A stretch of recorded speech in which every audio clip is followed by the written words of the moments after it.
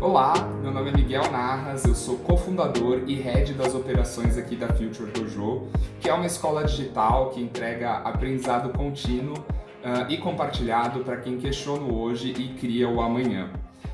Hoje eu vou falar um pouquinho aí de intraempreendedorismo e mais do que isso, né? Como você pode usar o intraempreendedorismo para criar novos negócios ou criar startups dentro da sua empresa, né? É o que aí a gente também já ouve falar como Corporate Venture Building, né? Então a construção de novas ventures dentro da sua corporação. Uh, e isso é um dos modelos de inovação que você pode adotar, né? Uma das estratégias e uma das formas que você pode fazer para se manter sempre atualizado nessa era digital, nessa nova economia, né? Como chamam. E para introduzir o assunto, eu trouxe aqui uma citação do Andrew Grove, que ele é ex-presidente aí da Intel, uma figura bem conhecida aí no mundo dos negócios, né? Que ele fala que o novo ambiente de negócios dita duas regras. Primeiro, tudo acontece mais rápido. E segundo, tudo que pode ser feito será feito, se não por você, por outra pessoa em algum lugar. Então, se hoje você é uma empresa já estabelecida, não ache que o seu negócio não precisa se preocupar com a era digital e com a chegada de novas tecnologias, né? A gente sabe o quanto que as novas tecnologias mudam a lógica dos negócios, e não só as tecnologias, mas o comportamento do consumidor dita aí muito do que vai ser o seu negócio para o futuro, o seu produto e a forma como você entrega os seus serviços, né? Independente de qual que seja a área, o setor e o tamanho da sua empresa. Então, o que ele está falando aqui é que você, para conseguir lidar com esse futuro que está chegando, você precisa ir se preparando para isso, né? Porque senão vai alguém que vai fazer, algum concorrente seu, alguma nova empresa, vai fazer algo que pode matar o seu negócio, né? Então, estou introduzindo aqui o conceito da inovação, né? Um dos princípios da inovação, que é mate o seu próprio negócio. E para você fazer isso, né, a ideia é que você consiga entender o que é que o seu consumidor e o que é que as novas tecnologias estão pedindo, né, do seu mercado. O que eu quero dizer com isso, né? É você pensar em teses de futuro. Ou seja, qual que é o futuro dos clientes, né? Ou quais são as mudanças comportamentais que podem impactar o seu negócio? Qual que é o impacto da tecnologia no seu negócio? Novas tecnologias que podem mudar aí a lógica de como o seu negócio atua, né? E daí entra de fato matando o seu próprio negócio, né? Como que você faria hoje para matar o seu próprio negócio se começássemos hoje, né? Se você falasse, olha, hoje eu tenho aqui um serviço, eu tenho uma empresa, eu tenho um produto, se eu tivesse que fazer um produto melhor, um serviço melhor ou algo que fosse fazer uma disrupção em cima de como o meu mercado opera hoje, como que você faria isso, né? E dominando aí o mundo, né? Então, algumas perguntas para gerar um pouco de tensão criativa. Como que você faria para aumentar a sua receita em 10 vezes em 5 anos, né?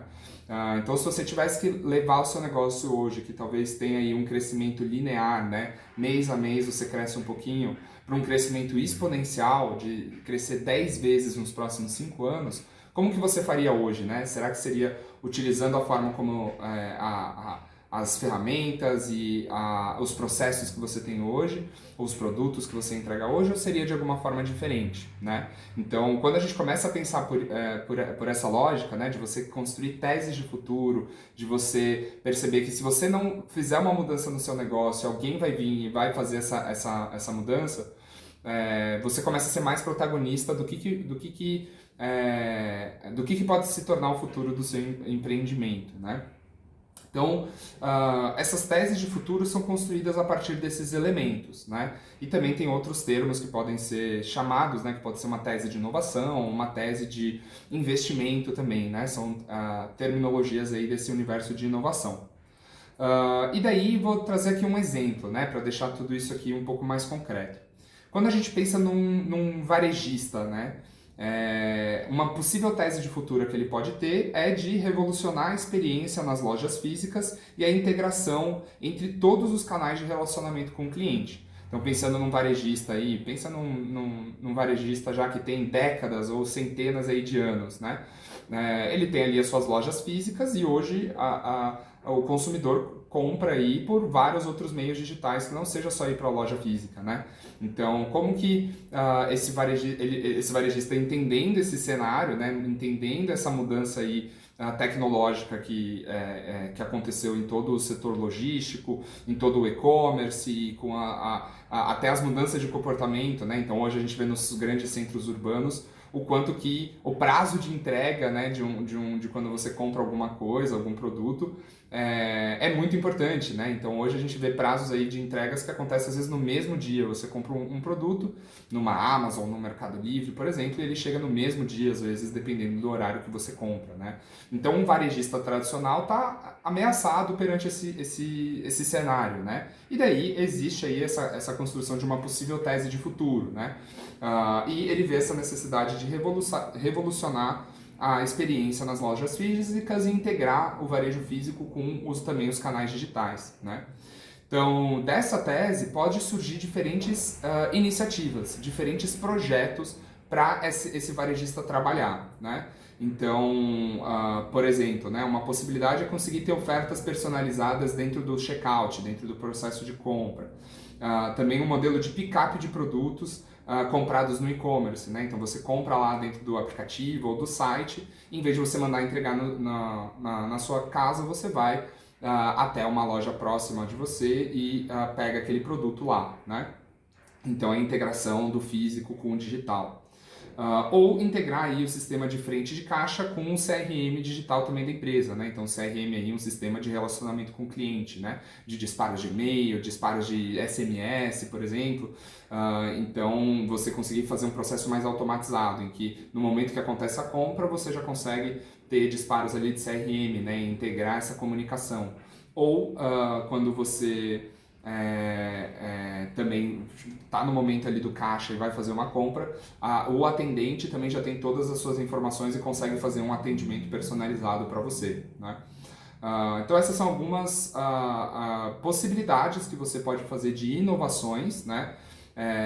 E iniciativas, aí, novos projetos que você pode tocar dentro da sua empresa num horizonte, vamos dizer assim, mais próximo do que já é o seu core business, né? Então aqui tudo isso aqui já está relacionado com algo que provavelmente esse varejista já tem, né? Que é uma página no e-commerce, ou as lojas físicas que tem ali um CRM, algum sistema próprio, né?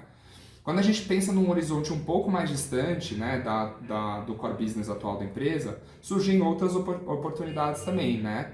Como, por exemplo, criar um ambiente de experimentação utilizando a realidade aumentada, né?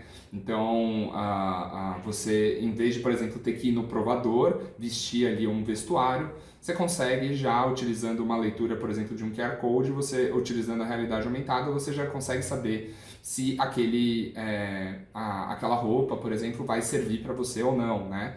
Ou pensando num móvel, né? Você não sabe se ele vai caber exatamente na sua casa, mas usando realidade aumentada você também já consegue fazer uma experimentação, né? Então, aí já utilizando outras tecnologias, né?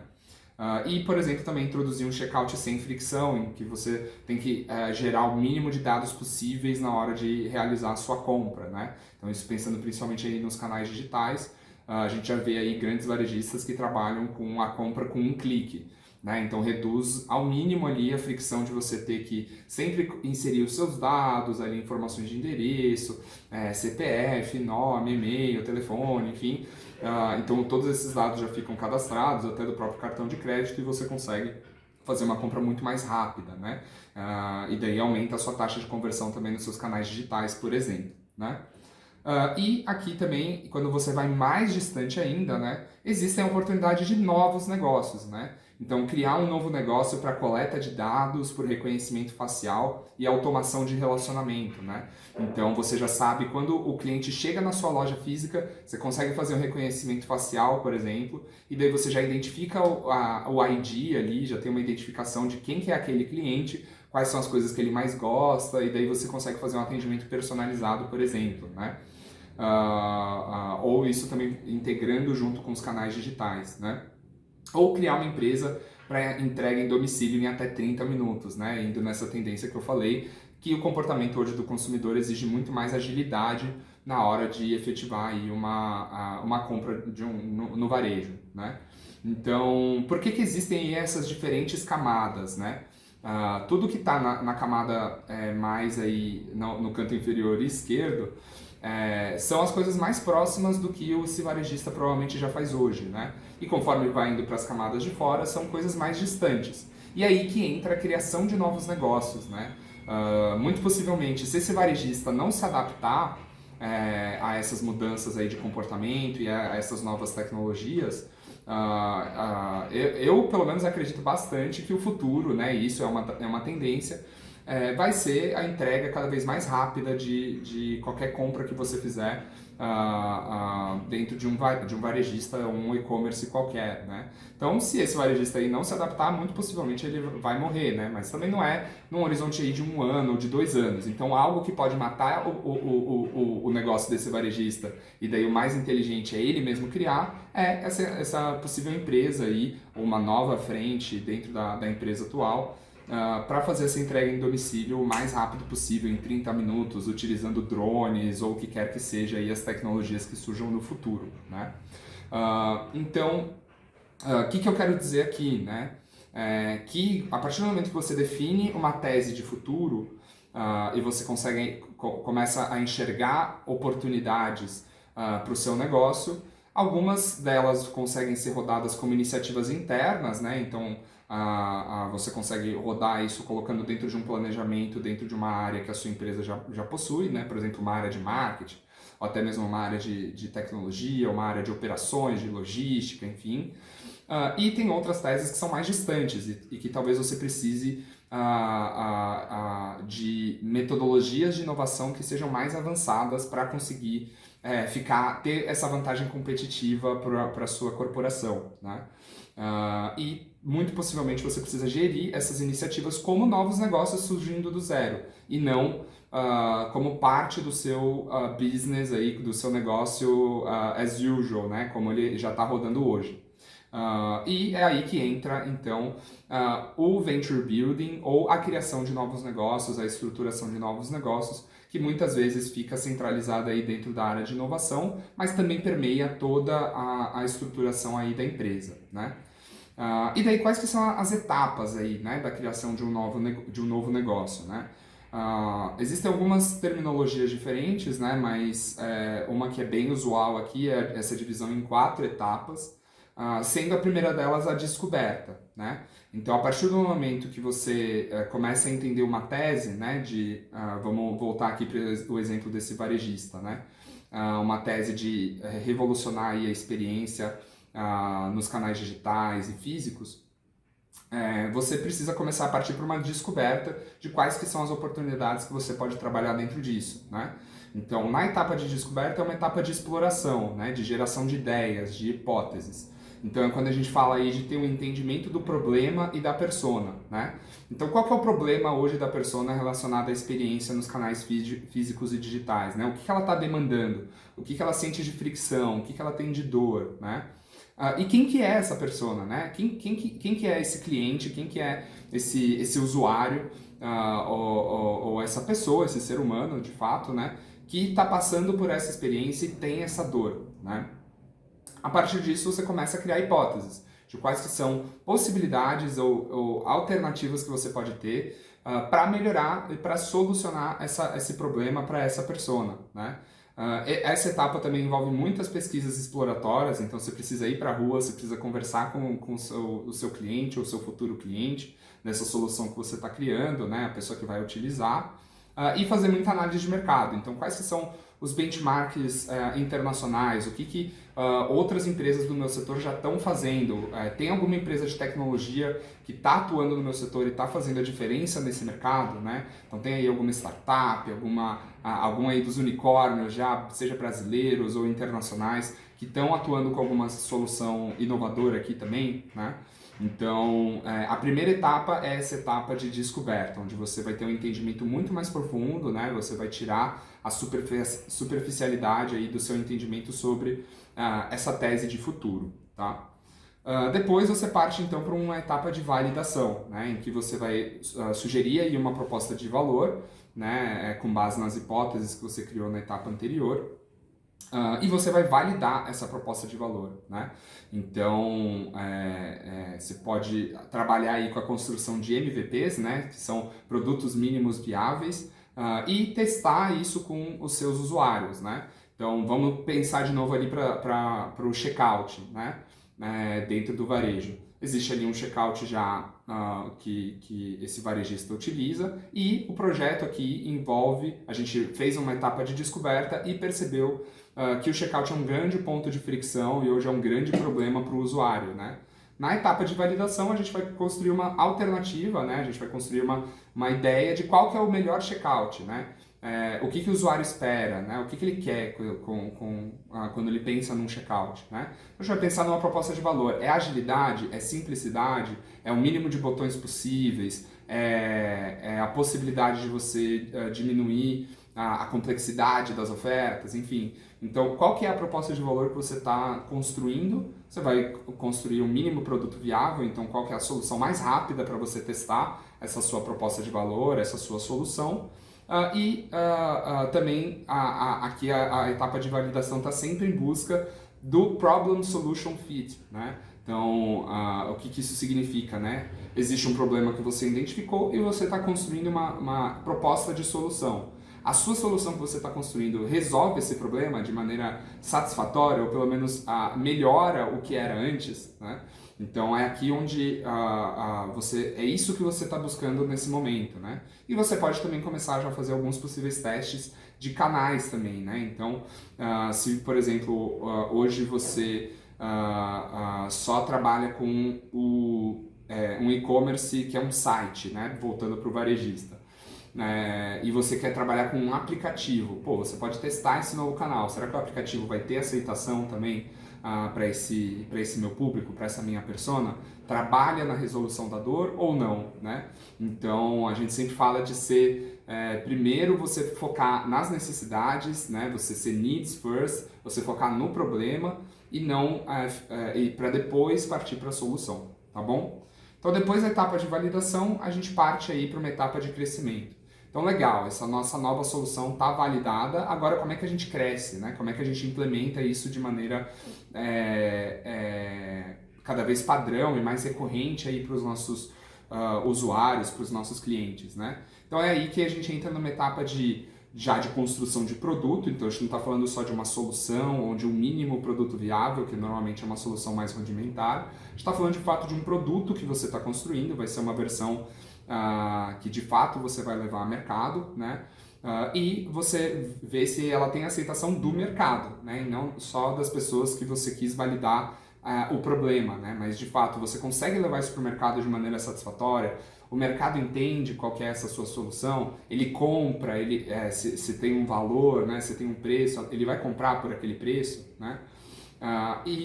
Aí você começa a construir a sua máquina de vendas, então a forma como você vai levar essa sua solução para o mercado e busca aí pela sustentabilidade do modelo de negócios também, né? Então esse novo negócio que você está criando, né? Então vamos voltar lá para o varejista, mas em vez de falar do checkout agora, vamos falar de fato o que seria, por exemplo, um novo negócio, que é essa empresa que vai possibilitar a entrega em até 30 minutos, né?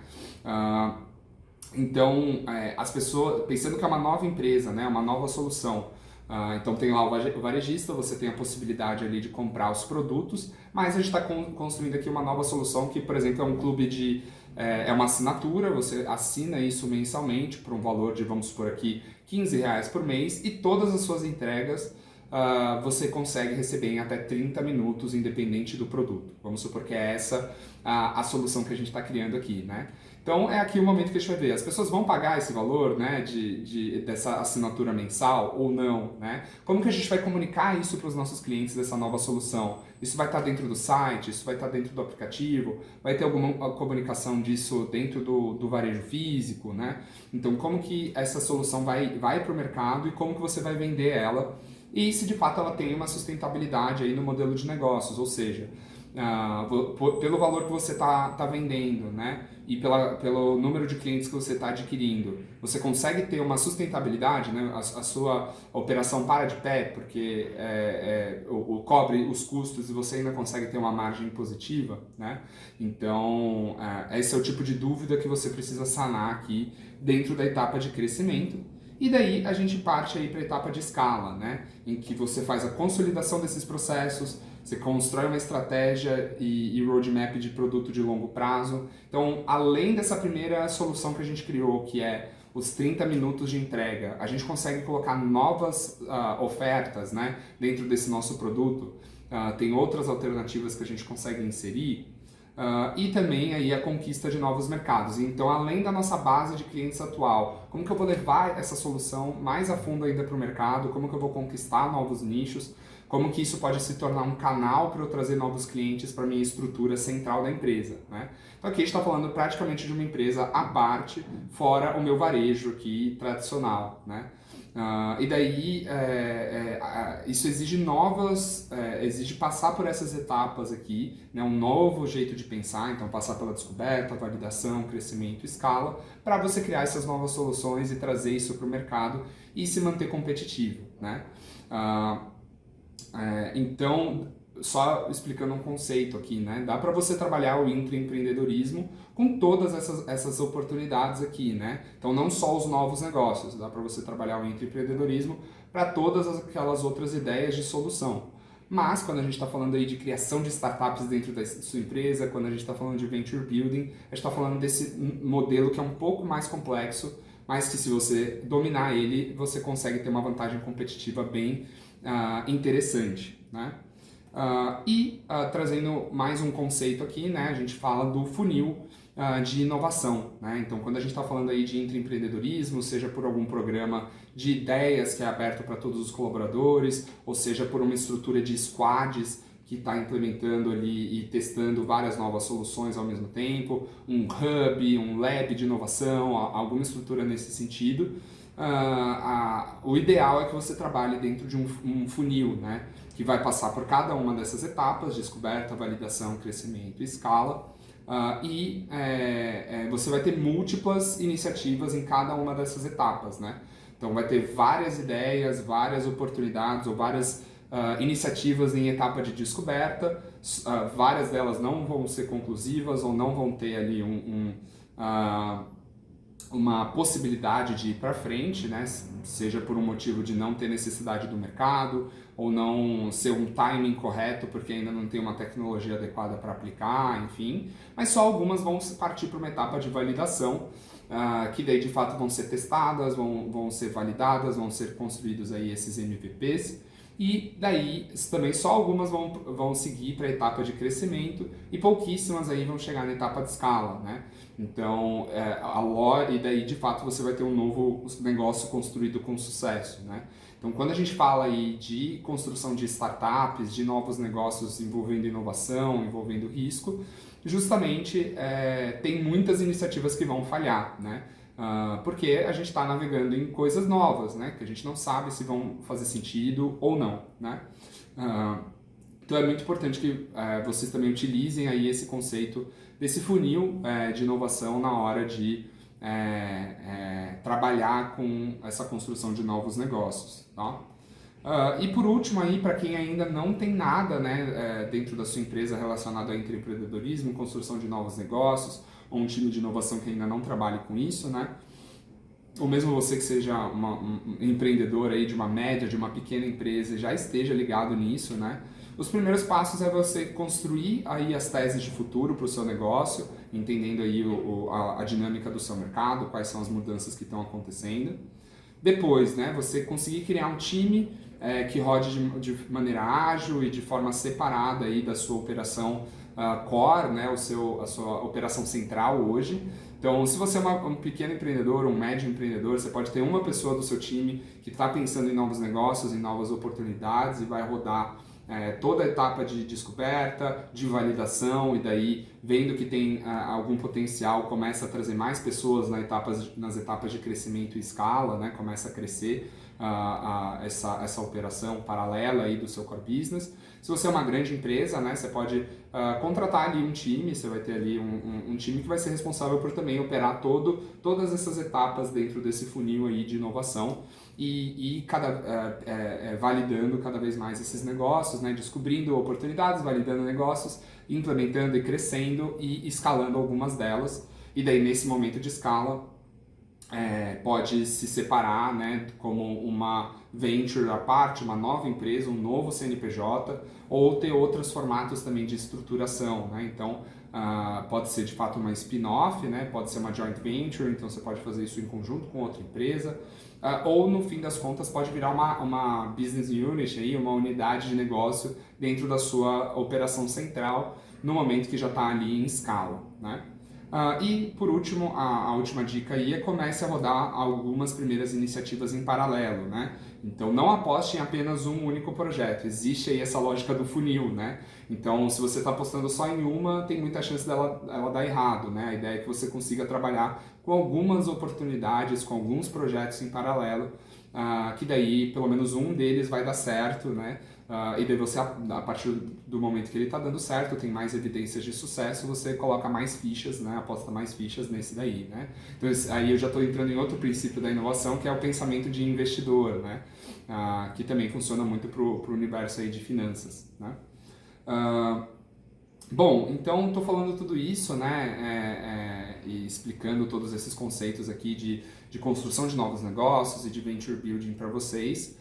Muito da minha experiência está ligada com isso, né? Então a própria Future Dojo é uma venture, né? No caso aqui é uma venture conjunta, né? O que a gente chama aí de joint venture. Então é uma empresa que nasceu de um processo de inovação de duas outras empresas, que é a ACE e a Exame, né? Então a ACE já tem uma característica de criação de novos negócios, tem muita experiência com isso. E a Exame também estava passando por um processo de transformação, né? Viu uma tese de futuro relacionada à educação e decidiu também apostar aqui suas fichas dentro dessa venture, que passou por todos esses estágios aqui também e se tornou aí um CNPJ à parte, uma empresa à parte, que hoje eu lidero, né? Então, desde o começo eu operei cada uma dessas etapas até conseguir chegar na estrutura que a gente tem hoje. Também é um caso de empresas que não são tão grandes assim, né? Não são grandes corporações, empresas multinacionais e tudo mais, né? Mas também é um bom case de como você pode trabalhar aí o venture building, ou a construção de novos negócios, construção de startups ou intraempreendedorismo dentro dessas empresas, né? Eu já era colaborador da ACE, estava com muita vontade de empreender, eu tenho bastante esse perfil, e vim aqui tocar essa operação que hoje eu lidero, né? Então, é isso para a aula de hoje. Espero que vocês gostem e temos aí muito conteúdo da Future Dojo sobre esse assunto e sobre outros assuntos relacionados à inovação que podem te interessar. Então é isso, muito obrigado.